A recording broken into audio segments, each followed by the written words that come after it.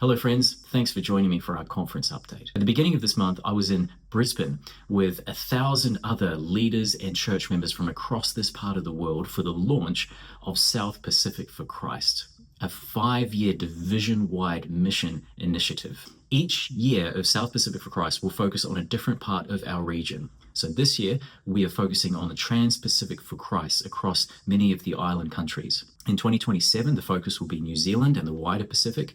In 2028, Australia, that's our year. And then in 2029, Papua New Guinea. For us here in Western Australia, this is significant. Each year of this initiative is an invitation to us.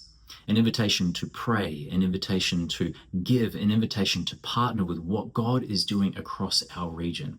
And then in 2028, when the focus is Australia, we will be on the receiving end of that same prayer and support and partnership. Friends, this is what it looks like to be part of a global movement. We are not just doing this on our own. We are part of something bigger. Connected to South Pacific for Christ is another initiative that I want to put on your radar, and that is One Voice 27.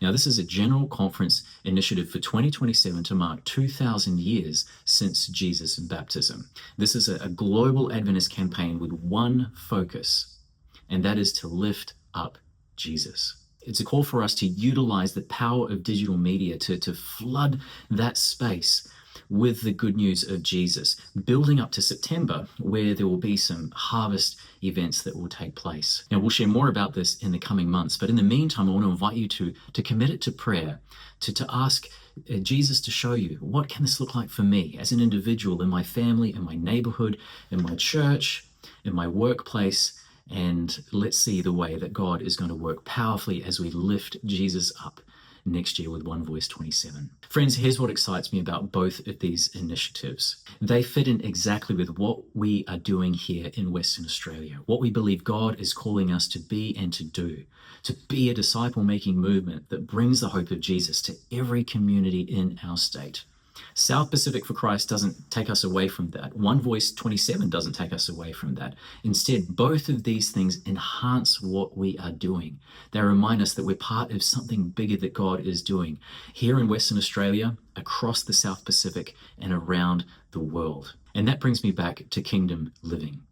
Because the truth is this, kingdom living is missional living. Our faith is not just something that stays in our heads.